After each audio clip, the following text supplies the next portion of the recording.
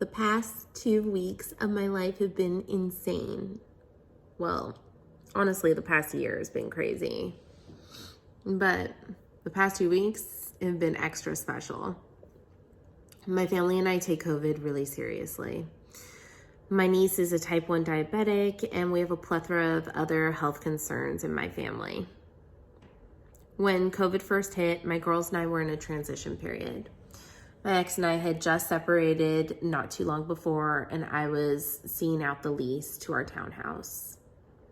I had an opportunity to move into my grandmother's house, which had been empty for the past year. That way I can save some money and really take my time to decide where the girls and I wanted to settle. So the girls and I moved into my childhood home, and we hunkered down. We social distanced. I went back to school, decided to homeschool the girls. I ordered groceries in, never went to the store, sanitized everything like a crazy person, wore a mask every single time I left the house. And the only person that we saw was my ex, who was also social distancing to the extreme. We lived like this up until about 2 weeks ago, when Charlotte, my youngest, woke me up saying, "Mama, the house is flooded." I got up to see that there was a pipe bursted off of the side of the toilet and spouting water everywhere. I tried to turn it off with the knob right next to the toilet, but that wasn't working. So I had to go outside and turn the water off to the entire house. As it turns out, the house was flooding all night long as we slept. Before we knew it, there was men in the house tearing up everything and packing up our stuff. The girls and I were officially homeless. The girls went to their dads as I went to a hotel room to come up with a game plan. A friend offered me her house for the time that she was gone during Thanksgiving. I found an Airbnb for the next couple of weeks, and the girls and I decided that this meant that we needed to find a place that we could call our own. So we started searching immediately. Just because we were out in the world again didn't mean that we were going to let all caution fly to the wind. We made sure that we sanitized, we masked, we social distanced, we kept the pot of people that we saw extremely small. But all of that being said, this past Sunday, I woke up feeling achy. The girls were with their dad, so I wanted to make sure that I was free and clear before I got them back. I went to go get a rapid response test. The doctor came in and said, "Well, you're positive. Nothing more we can do here. Go home and isolate." I was in shock. I asked him if he could please go back and make sure that that was my test and not somebody else's test. I just don't understand how I could take every single precaution and still get this virus. I called my ex and everybody else that I saw within the past 2 weeks, even those that I saw social distance, and I asked them all to please go get tested immediately. Everyone's test has come back negative. My immediate response was to feel shame and guilt, asking myself, what did I do wrong, or I should have been more cautious. As I watched my diagnosis affect everyone around me, my guilt only grew.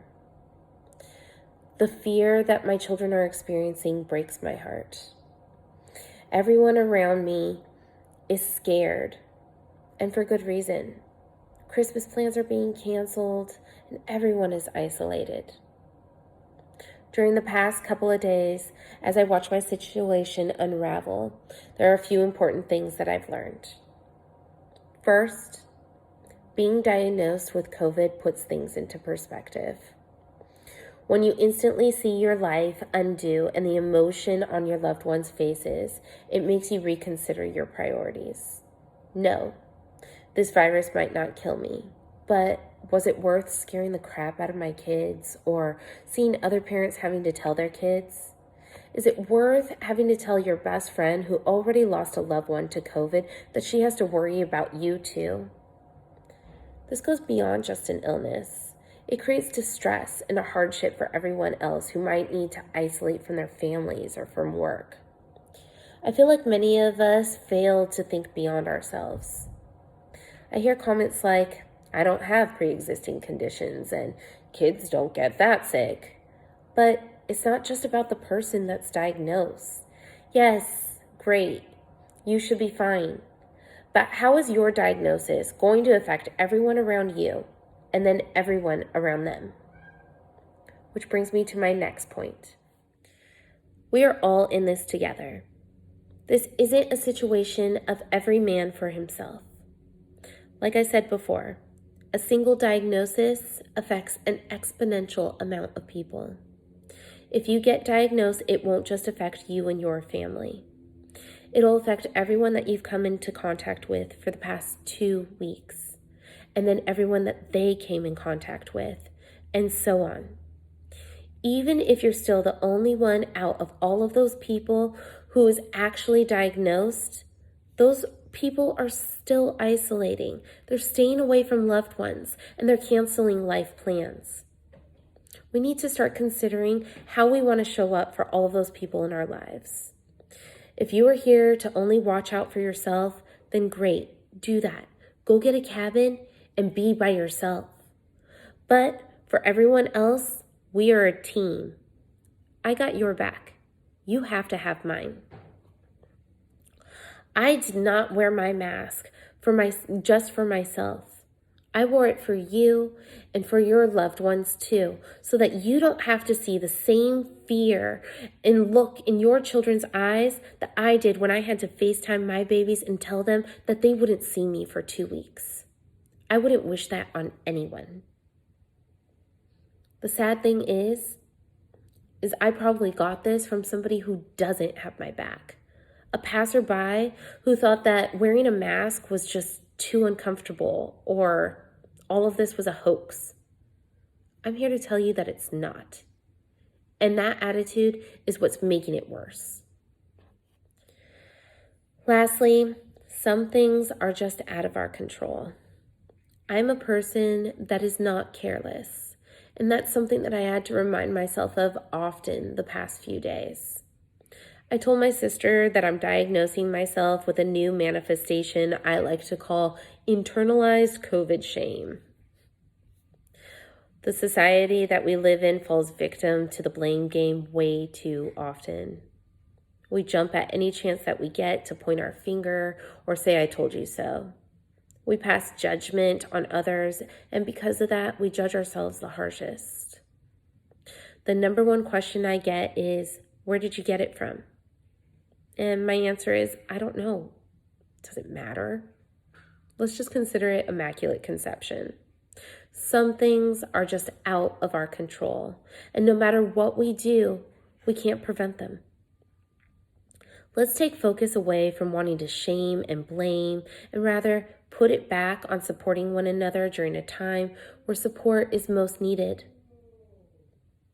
COVID does not need to be a stamp of irresponsibility or carelessness. Yes, there are some people out there that are being careless and treating this like it's a joke. But the majority of us are doing what we're supposed to be doing while getting through our everyday lives. So if you find that you're diagnosed with COVID, be gentle with yourself. And know that you did nothing directly to bring this on. This is something that I keep having to tell myself. I hope my experience can be something that brings us all together in a supportive and empathetic way. 2020 has been an incredibly intense year for everyone, and we are all going through an immense amount of stress.